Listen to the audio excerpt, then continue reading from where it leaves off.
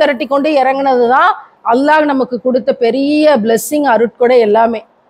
அந்த பிள்ளைகள்லாம் வந்து வாலண்டியர்ஸ் தயாராகி நாங்களும் இறங்குறோம், உங்களை போல் படித்து கொண்டிருக்கிற பிள்ளைகள். நான் சொல்ல வர்ற விஷயத்தினுடைய தெளிவு, நிறைய படிங்க, படிக்கிறத எப்போ வாய்ப்பு கிடைக்குதோ அப்போ ப்ராக்டிஸ் பண்ணுங்க. உங்களுக்கு வெள்ள நிவாரண பணிகளில் ஏதாவது வேலை செய்யறதுக்கு வாய்ப்பு கிடைக்குதா கிடைக்கலையாங்கிறது பிரச்சனை இல்லை, வாய்ப்பை உருவாக்குங்கள். ஜன்னத்துல் ஃபிர்தௌஸ் அப்படிங்கிற உயர்ந்த இடம் வேணும் அப்படின்னா நல்லோர்களின் கூட்டத்தோடு சேர்ந்து கொள்ளுங்கள். நம்மளை சுற்றி யார் இருக்கான்னு நமக்கு தெரியல, நம்ம தான் தேடி நல்லோரின் கூட்டத்தோடு சேர்ந்து கொள்ளணும். முஸ்லீம் ஆயிட்டோம், களிமா சொல்லிட்டோம், அடுத்து முஹ்மீன் ஆகணும். அதோட குவாலிட்டிஸ்லாம் என்ன தேடி பாருங்க. இதெல்லாம் ஃபாலோ பண்ணுறோமா, அனலைஸ் பண்ணுங்க. முஹ்மீன் ஆயிட்டோம், அடுத்து என்ன சாலிஹீன்கள், அதோட குவாலிட்டிஸ்லாம் என்ன தேடி எடுங்க, லிஸ்ட் அவுட் பண்ணுங்க. அதற்கெல்லாம் நமக்கு வந்துருச்சா, வர்றதுக்கு என்ன செய்யணும் யோசிங்க. அடுத்து சுகதாக்கள், பலஸ்தீனை பார்க்குறோமே, இந்த வாய்ப்பு எப்போ கிடைக்குதோ அப்போ பயன்படுத்திட வேண்டியதுதான். அவங்களாம் ஷஹீதுன்ற உயர்ந்த அந்தஸ்தில் போயிட்டாங்க. இருக்கவங்களுக்கு தான் பிரச்சனை, போனவங்களுக்கு பிரச்சனை இல்லை. அவங்க உயர்ந்த அந்தஸ்தை பெற்றுக்கொண்டார்கள். அவங்க மரணிச்சிட்டாங்கன்னு நினைக்கிறீங்களா? அவங்க உயிரோடு இருக்கிறார்கள்னு அல்லாஹ் திருக்குரான்ல சொல்றானே, அவங்க பெரிய பாக்கியத்தை அடைஞ்சிட்டாங்க. நமக்கு தான் பிரச்சனை. நீ இதெல்லாம் கண்ணில் பார்த்துக்கிட்டு உயிரையும் வச்சுக்கிட்டு வீடு வாசலையும் வச்சுக்கிட்டு நீ என்ன செஞ்சுக்கிட்டு இருந்தேன்னு அல்லாஹ் கேட்பான். நமக்கு தான் கேள்வி கணக்கு. அவங்க பெரிய பாக்கியத்தை அடைந்து விட்டார்கள், சுகதாக்கள். அடுத்த ஸ்டேஜ் சித்திகீன்கள். ரசூலாவோட உயிர் தோழராக இருந்தாங்களே அபூபக்கர் ரலியல்லாஹு அன்ஹு, அபூபக்கர் சித்திக், அவங்களுக்கான ஸ்பெஷலைஸ்டு நேமா அது இருந்துச்சு. ஆயிஷா ரலியல்லாஹு அன்ஹா அவங்களுடைய பேரு ஆயிஷா சித்திக், சித்திகா. அந்த இடத்துக்கு போறதுக்கு என்னென்ன குவாலிட்டிஸ் அடையணும் அதெல்லாம் லிஸ்ட் அவுட் பண்ணுங்க. இதுல நம்ம எந்த இடத்துல இருக்கிறோம்னு பாருங்க. முஸ்லீம், நான் அல்லாஹ்வை ஏற்றுக்கொண்டேன், ரசூலை ஏற்றுக்கொண்டேன், நம்புறேன், மலக்குகளை நம்புறேன், மறைவானவற்றை நம்புறேன், மறுமையை நம்புறேன், முஸ்லீம். சரி, பொய் சொல்லாம இருந்தா தான் அடுத்ததுக்கே ஏற முடியும்.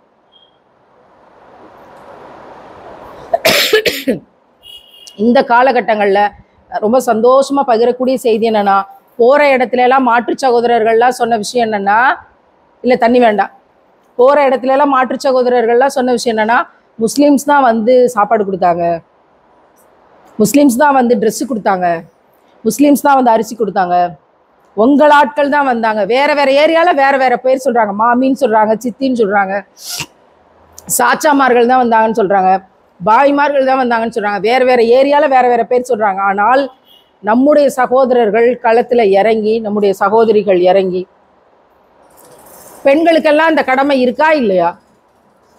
ஒவ்வொரு முஸ்லீம் ஆணுக்கும் சமூகம் முதல் கடமை, குடும்பம் இரண்டாம் கடமை. ஒவ்வொரு முஸ்லீம் பெண்ணுக்கும் குடும்பம் முதல் கடமை, சமூகம் இரண்டாவது கடமை. அந்த இரண்டாவது கடமை நம்ம செய்யறோமா, முதல் கடமை அவங்க செய்யறாங்களா? அப்படிப்பட்ட அடுத்த தலைமுறைக்கு உருவாக்கக்கூடிய வேலையும் நம்ம செய்யணும். குறிப்பா பெண் பிள்ளைகள் இருக்காங்கன்னா கல்யாணம் ஆகும், பிள்ளை பிறக்கும், அந்த பிள்ளையை வளர்ப்பாங்க, பெரிய பொறுப்பு, பெரிய பாக்கியம். இது மாதிரியான சூழல் வரும்போது களத்துல இறங்குன்னு ஆம்பளை பிள்ளைக்கு சொல்லி கொடுத்து வளர்க்கணும். இது மாதிரியான சூழல் வரும்போது களத்துல இறங்கி வேலை செய்யறதுக்கு தன் பெண் பிள்ளையை துணிச்சலோடு தயார் செய்யணும். அன்னைக்கு சஹாபியாக்கள் என்ன செஞ்சாங்க? போர்க்களத்துக்கு போனாங்களா இல்லையா? உஹதுல ரசூல்லாவோட நெற்றியில ஆணி 2 ஆணி அரைஞ்சு அவ்வளவு ரத்தம் வழியும் போது பாத்திமா நாயகம் வர்றாங்க. அவங்களுடைய அந்த ஆணியை உருவி எடுத்து அவ்வளவு ரத்தம் வழியுது, ரத்தம் நிக்க மாட்டேங்குது. ஒரு பாயை எரிச்சு, அவங்க மெடிசின் படிச்சிருந்தாங்களாம், ஒரு பாயை எரிச்சு அந்த சாம்பலை எடுத்து தடவி அழுத்தி நிறுத்தி ரத்தம் நிக்குது. பாத்திமா நாயகம் போர்க்களத்திற்கு போனாங்க, நர்சிங் பண்ணாங்க, நிறைய பெண்கள் பண்ணாங்க. அங்க அங்க அவங்க அவங்க பண்ணக்கூடிய வேலைகளோட லிஸ்ட் எல்லாம் அவ்வளவு இருக்குது. நாம் என்ன செய்கிறோம்? மதரசாவுக்கு வருகிறோம், பாடம் படிக்கிறோம், பரீட்சை எழுதுகிறோம், பட்டம் வாங்குகிறோம், களத்தில் என்ன செய்கிறோம்? இந்த இந்த தூத்துக்குடி மாவட்டம் ரொம்ப அதிக அளவுல பாதிக்கப்பட்டிருக்கு. நீங்கெல்லாம் என்ன செஞ்சீங்க? நான் ஒவ்வொரு பிள்ளையையும் தனித்தனியாக நான் கேள்வி கேட்க ஆசைப்படுறேன். என்ன செஞ்சீங்க, என்ன செஞ்சீங்க, என்ன செஞ்சீங்க, என்ன செஞ்சீங்க?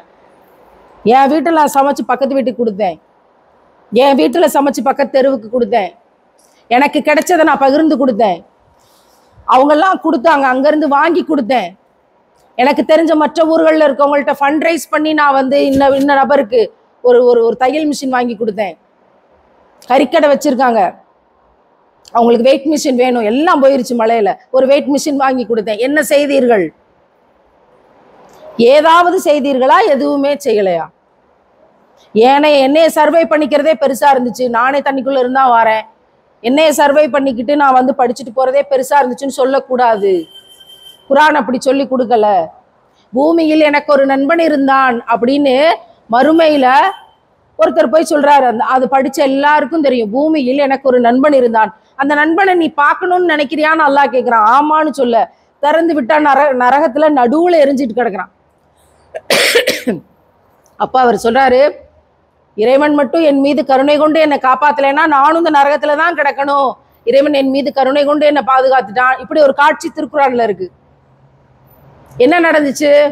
நரகத்துல இருந்து அவர் எப்படி பாதுகாப்பை தேடிக்கொண்டாரு?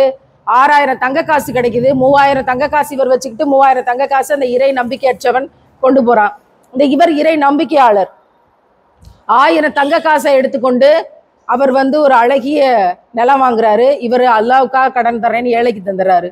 அவர் அடுத்த 1000க்கு அடிமைகளை வாங்குறாரு, அல்லாவுக்காக கடன் கொடுக்குறேன்னு இந்த அடுத்த 1000 ஏழைகளுக்கு தந்துடுறாரு. அடுத்து 1000 தங்க காசை வச்சு ஒரு பெண்ணை திருமணம் செய்யறாரு, அல்லாவுக்காக கடன் கொடுக்குறேன்னு அதையும் ஏழைகளுக்கு தந்துடுறாரு. கடைசியில ரொட்டி துண்டுக்கு வழி இல்லாம, மாத்து உடைக்கு வழி இல்லாம அவர் மரணித்து போகிறார். அந்த 3000 தங்க காசை நான் அல்லாவுக்கு கடன் தர்றேன்னு சொல்லி தந்துட்டு சாப்பாட்டுக்கு வழி இல்லாம மரணிச்சு போறாரு. அவருக்கு தான் மறுமையில அல்லாஹ், அங்க பத்தியா அந்த இடமெல்லாம் உனக்கு தான், அங்க பத்தியா இவ்வளவு அடிமைகளும் வேலை செய்யறது உனக்கு தான், அங்க பத்தியா அவ்வளவு குருளின்களும் உனக்கு தான் அப்படின்னு இங்க செஞ்ச இத்தினூண்டு நன்மைக்காக அங்க அவ்வளோ பெரிய பலன்களை கூட கூட்டிட்டு போய் இதெல்லாம் உனக்கு தான் கிஃப்ட்னு யாரு காமிச்சது? அல்லாஹ் காட்டுறான். வேற யாரோ இல்ல, மலக்குகள் இல்ல, அல்லாவே கூட கூட்டிட்டு போய் காட்டுறான். எவ்வளவு பெரிய பாக்கியம்! அந்த எல்லாத்தையும் வந்து தனக்கே வைத்துக்கொண்டு இறை நம்பிக்கை இல்லாம, மறுமை பற்றி எண்ணம் இல்லாம, இவன் மறுமையை நம்புறாங்கிறதுக்காக இவன் கையை உதறி விட்டுட்டு போன அவன் நரகத்துல நடுவுல எரிஞ்சு கிடக்குறான். இது திருக்குறானில் வரக்கூடிய காட்சி. ஆமாவா இல்லையா? படிச்ச எல்லாருக்கும் தெரியுமே, இது திருக்குறானில் வரக்கூடிய காட்சி. என்றால் நானே சர்வைவ் ஆகி வர்றது கஷ்டமா இருக்கு, நானே வெள்ளத்துக்குள்ள இருந்தா வரேன்னு சொல்லக்கூடாது. நான் வெள்ளத்துக்குள்ள இருந்தா வந்தேன், ஆனாலும் நான் இதை பக்கத்து வீட்டுக்கு செஞ்சேன், இந்த தெருவுக்கு இதை செஞ்சேன் அப்படின்னு ஆண் பிள்ளைகள் சொல்லுவதற்கு முன்பாக பெண் பிள்ளைகள் சொல்லணும். அப்படிப்பட்ட ஒரு தலைமுறை வரணும். ஏன் தெரியுமா? ஹிஜாபை போட்டிருக்கவங்க எல்லாம் முட்டாப்பைய கூட்டம்னு சொல்லி கொண்டு வெளியில் பேசுகிறார்கள். அப்படி இல்லை. ஹிஜாபோட பர்தாவோட சஹாபியாக்களை போல ஹலால்ங்கிற கோட்டுக்குள்ள நின்று எங்களால் சமூக கடமைகளை செய்ய முடியும், எங்களால் குடும்ப கடமைகளையும் செய்ய முடியும் அப்படின்னு ப்ரூவ் பண்ண வேண்டிய காலகட்டம் இருக்கு. நல்லா படிங்க, படிச்சதை பிராக்டிஸ் பண்ணுங்க. இந்த வெள்ள நிவாரண காலங்கள்ல ஒவ்வொரு இடத்துலயும் எவ்வளவு மக்கள் தெரியுமா வீடை இழந்திருக்காங்க. வீடு இருக்கவங்க கூட ஏதோ ஒரு வழியில 1 மாசத்துல சர்வைவ் ஆயிருவாங்கம்மா. வீடே இல்லாம எல்லாம் மண் வீடுகள். களத்துல போய் பார்த்த காட்சிகளை வந்து அப்படியே உள்ள அடக்கி வச்சு கொண்டு அப்படியே ஓடிக்கிட்டு இருக்கோம். ஏன்னா அடுத்த நாள் ஓடணும். அவங்களுக்கெல்லாம் அவ்வளவு சாதாரணமா வீடு கட்டி கொடுக்க முடியாது. இந்த நாட்டினுடைய நிலைமை உங்களுக்கு தெரியும். கவுன்சிலர் 5 நாள் கழிச்சு போய் அரிசியை கொடுக்குறாராம் ஏரல்ல. அரிசியை பிரிச்சா எல்லாம் புழுவா இருந்துச்சு. கொண்டு போய் கவுன்சிலர் வீட்டிலேயே போட்டுட்டு எல்லாம் போயிருக்கிறாங்க. வாலண்டியர்ஸ் யார் யாரோ வந்து ஏதேதோ மாவட்டத்துல இருந்து வந்து அரிசியும் பருப்பும் கொடுத்து கொண்டு ஓடிக்கிட்டு இருக்க காட்சிகளை நாங்க பாக்குறோம். எப்படி உங்களுக்கு வீடு உடனே கிடைக்குமா? வீடு இழந்தவர்களுக்கு நிவாரண தொகை 10,000 கொடுத்தா அவங்க என்ன செய்வாங்க? அதை கிளீன் பண்ணி எடுக்கிறக்கே 10,000 பத்தாதே. அவங்களால வீடு உடனே கிடைக்க வாய்ப்பு இல்லை. திடீர்னு அகதியாயிருக்காங்க. ஒவ்வொரு ஊர்லயும் திடீர்னு அகதியாயிருக்காங்க. குறிப்பா நிறைய கிராமங்கள். ஏன்னா அங்கதான் மண் சுவர் வச்சுக்கிட்டு செங்கல் கூட இல்லாம மண்ணிலேயே சுவர் வச்சு கட்டப்பட்ட வீடுகள். அவங்களுக்காக நீங்க என்ன செய்ய போறீங்க? துவா செய்யுங்க. முதல்ல உங்களுடைய சுஜூதுல மறக்காம இறைவன்கிட்ட கேளுங்க, யா அல்லாஹ் வீடு இழந்த மக்களுக்கு நீ எல்லாத்தையும் லேசாக்கி கொடு கேளுங்க. நாங்க நியத்து வச்சிருக்கோம் 99,000த்துல ஒரு வீடு 10 வீடாவது கட்டி கொடுக்கணும்னு நியத்து வச்சிருக்கோம். உங்களுக்கு சுவனத்தில் வீடு வேணுமா? வசதி வாய்ப்பு இருக்கவங்கலாம் இந்த நாங்க லிஸ்ட் அவுட் எடுத்து நாங்க மக்களுக்கு அறிவிக்கிறோம். ஒரு வீடு கட்டி கொடுங்க. 99,000. ஒரு மறைவு, அந்த கிச்சனு, ஒரு ஹால், ஒரு சின்ன வீடு ஷீட் போட்டு நாங்கள் கட்டி கொடுக்குறோம். அப்படிங்கிறத அடுத்த கட்ட வேலைகளாக செய்யணும்னு ஓடிக்கிட்டு இருக்கோம். நிறைய துவா செய்யுங்க. இந்த பணிகளை களத்தில் இறங்கி செய்கிறது அவ்வளவு சாதாரணமான வேலை இல்லை. இதை எப்படி தடுக்கிறதுன்னு ஒரு கூட்டம், இதுக்கு என்ன விமர்சனம் செய்கிறதுன்னு ஒரு கூட்டம், இதை எப்படியாவது முடக்கணும்னு ஒரு கூட்டம், இவங்களை எப்படி குறுக்கு கேள்வி கேட்டு இவங்களை அசிங்கப்படுத்தி ஒண்ணுமே செய்ய விடாம ஆக்குறதுன்னு ஒரு கூட்டம். ஏன்னா இவங்க அடுத்த கட்ட வேலைகளை செஞ்சா இஸ்லாமும், அதனால நிறைய சூழ்ச்சிகள் தான். நான் நம்பக்கூடிய விஷயம் ஒன்றே ஒன்றுதான், இறைவன் சூழ்ச்சிக்காரனுக்கு எல்லாம் சூழ்ச்சிக்காரன். எது நடந்தாலும் அது நன்மையாத்தான் முடியும். கடைசியில யா ஷஹீத் ஃபாத்திமா சபரிமாலான்ற அந்தஸ்துக்காக நான் ஓடுறேன்னா அது எனக்கு பெரிய பாக்கியம். அப்படி இருக்கும்போது எதை பற்றியும் நான் கவலைப்படலை, எதை பற்றியும் கவலைப்படலை, அல்லாஹ்வை தவிர யாருக்கும் அச்சப்படலை. அதைத்தான் நான் இங்கே இருக்க பிள்ளைகளுக்கும் நான் டிரான்ஸ்ஃபர் பண்ணிட்டு போகணும்னு நினைக்கிறேன். ஏன்னா நீங்களாம் படிக்கிறீங்க. எத்தனை பேருக்கு மார்க்க கல்வி கிடைக்காம, மார்க்கம்னா என்னன்னு தெரியாம எத்தனை பேர் இருக்காங்க தெரியுமா? அவங்களெல்லாம் வடிகட்டி, அந்த கோடிக்கணக்கான பேரை வடிகட்டி அல்லாஹ் அவங்க கையில மார்க்க கல்வியை கொடுத்துருக்கான். இது சாதாரண விஷயம் கிடையாது. 2000 புத்தகங்கள் படிச்ச எனக்கு மார்க்க கல்வி சேர்றதுக்கு 36 வயசாச்சு. எனக்கு ரசுல்லாவை தெரியாது. என்னுடைய வாழ்க்கையின் பேரிழப்புன்னு அதுதான். ஊர் ஊரா தெரு தெருவா புக்ஸ் வாங்கி படிச்சு ஒரு 2000 புக்கு வச்சிருந்த ஒரு ஓன் லைப்ரரி ஹோல்டர். ரசூல்லாவை பற்றி ஒரு சின்ன புத்தகம், ஒரு பேப்பர் கூட எனக்கு கிடைக்கல. எனக்கு அது சேர்றதுக்கு 36 வயசாச்சு. ஆனால் நீங்கெல்லாம் இந்த வயசுலயே படிக்கிறீங்க, பாடமா படிக்கிறீங்க, ஹதீஸையே பாடமா படிக்கிறீங்க, ஆராய்ச்சி பண்றீங்க, இலக்கணம் தெரிஞ்சுக்கிறீங்க, குரானுக்கான விளக்கத்தை எவ்வளவு அழகா படிக்கிறீங்க. இலக்கண முறையோட பிராக்டிஸ் பண்ணுங்க. குரானை பொருள் தெரிஞ்சு ஒரு பக்கம் ஓதுனாலும் இதுக்கான அர்த்தம் என்ன ஒரு தடவை பாருங்க. அதை மனப்பாடம் பண்ண வேண்டியதில்லை, அர்த்தம் என்ன பாருங்க. ரசூல்லா சொல்றாங்க, குரானை முடிக்கணும்ட்டு ஓடாத, அது எங்க உன் உள்ளத்தை உழுக்குதோ அங்க நின்று உன் உள்ளத்தை உலுக்கி தூய்மை செஞ்சுக்கிட்டு போ. அப்படியான விஷயங்களை தயவு செய்து கடைபிடிங்க. நீங்கள்லாம் சஹாபிய பெண்மணிகளை போல வருங்காலத்தில் வரணும்னு நான் துவா செய்கிறேன். உங்களுடைய அடுத்த தலைமுறை பிள்ளைகள் எல்லாம் அப்படி பணி செய்யக்கூடிய களத்திற்கு வரக்கூடியவங்களா வரணும்னு துவா செய்கிறேன். அதன் பொருட்டு இறைவன் ஜன்னத்துல் ஃபிர்தௌஸ்ங்கிற இடத்த உங்க எல்லாருக்கும் தரட்டும்னு நான் துவா செய்கிறேன். அதனால் நீங்களும் இந்த மக்களுக்காக ஆதரவற்று இன்னைக்கு வீடு இருந்தவங்களுக்காக நிறைய துவா செய்யுங்க. அந்த துவாவின் பொருட்டு அல்லாஹ் நம்ம வாழ்க்கையை மேம்படுத்துவான். இந்த உலகத்திலேயே வலிமையான ஆயுதம் துவா. ஒருத்தரின் பொருட்டு ஒரு ஊரை ஆண்டவன் மன்னிக்க வாய்ப்பு இருக்கு. யாராவது ஒரு நல்லடியாரின் பொருட்டு ஒரு ஊரை ஆண்டவன் மன்னிக்க வாய்ப்பு இருக்கு. இப்போ அல்லாஹ் இதை சோதனையாகவும் இந்த வெள்ளத்தை இறக்கியிருக்கலாம், அவனுடைய கோபமாகவும் இறக்கியிருக்கலாம். இதில் பொறுமை கொண்டு நல்லறங்களை தொடர்ந்து செய்வோர் யார் அப்படின்னு அல்லாஹ் பார்க்குறான். அதுக்காக தான் அதெல்லாம் செய்யலாம். ஏழைகள் கேள்வி கணக்கே இல்லாம கூட போகலாம். அதுலேயும் பொறுமையோடு இருக்கிற பட்சத்தில், அல்லாஹ்வை நம்பிக்கொண்டிருக்க பட்சத்தில் ஏழைகள் கேள்வி கணக்கே இல்லாமல் உயர்ந்த அந்தஸ்தை பெற வாய்ப்பு இருக்கு. நம்ம கொடுக்கப்பட்டிருக்கிறோம். அப்போ நம்ம என்ன செய்வோம்னு அல்லாஹ் பார்ப்பான். அதனால நிறைய துவா செய்யுங்க அந்த மக்களுக்காக. ஒவ்வொருத்தரும் களப்பணி ஆற்றணும்னு அல்லாட்ட கேளுங்க. அல்லாஹ் நாங்களும் களப்பணி ஆற்ற பாக்கியத்தை எங்களுக்கு கொடு, எங்களுக்கும் அந்த பாக்கியத்தை வாய்ப்பை உருவாக்கி கொடு, எங்கள் குடும்ப சூழ்நிலையை அப்படி ஆக்கி கொடு அப்படின்னு அல்லாட்ட கேளுங்க. ப்ராக்டிஸ் பண்ணுங்க, படிக்கிற எல்லாத்தையும் ப்ராக்டிஸ் பண்ணுங்க. நிறைய ஈமான் கொள்ளுங்க. எதுக்காகவும் இஸ்லாத்தை விட்டு கொடுத்துடாதீங்க. இன்னைக்கு எல்லாம் வெளியில காதல், ஓரின சேர்க்கை, பொம்பளையும் கல்யாணம் பண்றது, ஆம்பளையும் கல்யாணம் பண்றது, காசு பணம் நகை பேராசை. இப்போ போய் பெரிய பள்ளிவாசல்ல கிட்டு கொடுத்துட்டு வர்றோம். ஒரு அம்மா 3 லட்ச ரூபா கடன் வாங்கியிருக்கு, 10 பைசா வட்டிக்கு கடன் வாங்கியிருக்கு. 10 பைசா வட்டி எவ்வளவு பெரிய கொடுமை தெரியுமாமா? 1 பைசா 2 பைசா வட்டி வாங்குறதே அடைக்க முடியாது. 10 பைசா வட்டிக்கு ஒரு அம்மா கடன் வாங்கியிருக்கு. 3 லட்ச ரூபாய் பீரோல வச்சிருக்கு. மகளுக்கு கல்யாணம், வீட்டுக்காரர் செத்து போய் 4 வருஷம் ஆயிடுச்சு. மகளுக்கு கல்யாணம்னு வாங்கி வச்சிருக்காங்க. 5 நாள் கழிச்சு பீரோ லாக் பண்ணல. 5 நாள் கழிச்சு அந்த பணத்தை எடுத்தா பணம் உதிர்ந்து போயிருச்சான். 10 பைசா வட்டிக்கு வாங்கின 3 லட்சம் ரூபா காசு உதிர்ந்து போயிருச்சு. அவங்க என்ன செய்வாங்க? லாக் இல்லாததுனால சேர்த்து வச்சிருந்த 1.5 பவுன் நகை ஓடி போயிருச்சு டப்பாவோட. அந்த ஏழை என்ன செய்வா? ரசூல்ல என்ன சொன்னாங்க? நிக்கா அப்படின்னா பெண் வீட்டிலிருந்து நகை போட அனுமதி உண்டா? என்ன சட்டம் என்ன கொடுத்தாங்க? ஷரியத் என்ன கொடுத்தாங்க? மஹர்னா என்ன அர்த்தம்? ஆண் தான் போட்டு கட்டணும், ஆண் தான் கொடுத்து கட்டணும் அப்படின்னா என்ன அர்த்தம்? பெண் வீட்டுல இருந்து எதுவும் வாங்க கூடாதுன்றதான அர்த்தம். ஆண் தான் கொடுத்து கட்டணும் அப்படின்னா என்ன அர்த்தம்? டிஃபால்ட்டா பின்னாடி இருக்க சத்தியம் என்ன? பெண் வீட்டுல இருந்து எதுவும் கொடுக்க கூடாதுங்கிறது தானே. என் மகளுக்கு நான் 10 பவுன் போட்டேன், அப்ப 2வது மகள் போடலைன்னு கேட்பாள்லமான்னு என்கிட்ட கேட்குறாங்க அந்த அம்மா. மனசாட்சி வேண்டாமா? மனசாட்சி வேண்டாமா? எப்படிமா அந்த கடனை அடைப்பீங்க?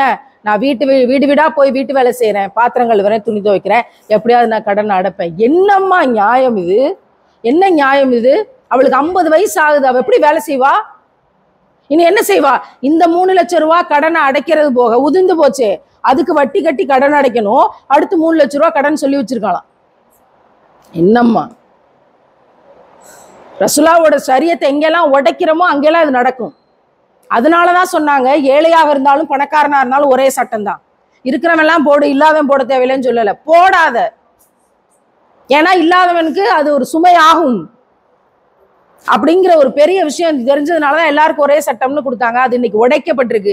உங்களுக்கு எல்லாம் கல்யாணம் ஆகாத பிள்ளைங்க இருக்கிறீங்க அப்படின்னா, உங்களுக்கு கல்யாணம்னா ஒரு குண்டுமணி தங்கத்தை கூட நான் எங்க வீட்டுல இருந்து கொண்டு வர மாட்டேன்னு மாப்பிள்ளைட்டு தெளிவா சொல்லுங்க.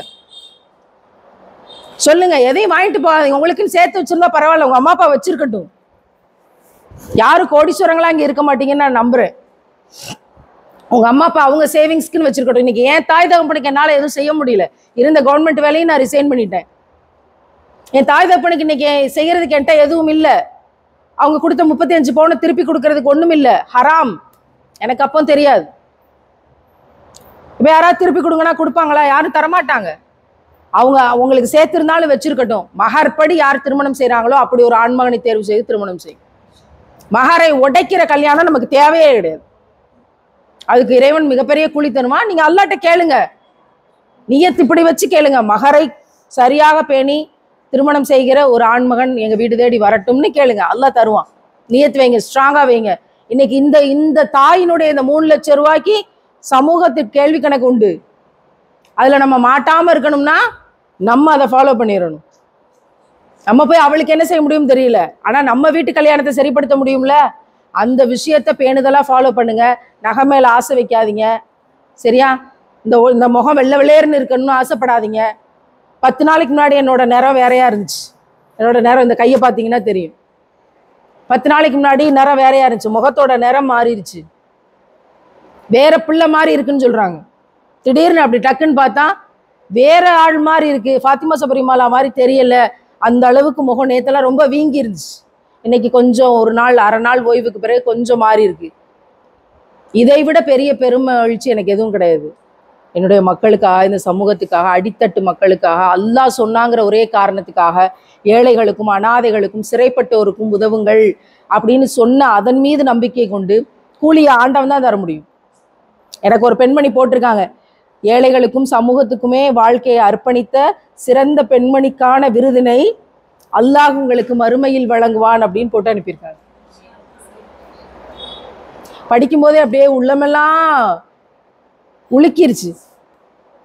இதுக்கு மேல நமக்கு என்ன வேணும்?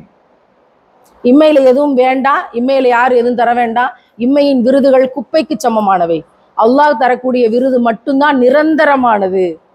அதுக்காக காத்திருக்கோம், ஒவ்வொரு நொடியும் காத்திருக்கிறோம். நீங்களும் அப்படி பணி செய்யுங்கள். அல்லாஹ் கொடுக்கிற விருதாளிகளாக நீங்களும் உயர்வடைய என்னுடைய மனமார்ந்த துவாக்கள். Practice Quran in your life. அஸ்ஸலாமு அலைக்கும் வரஹ்மத்துல்லாஹி வபரகாத்துஹு.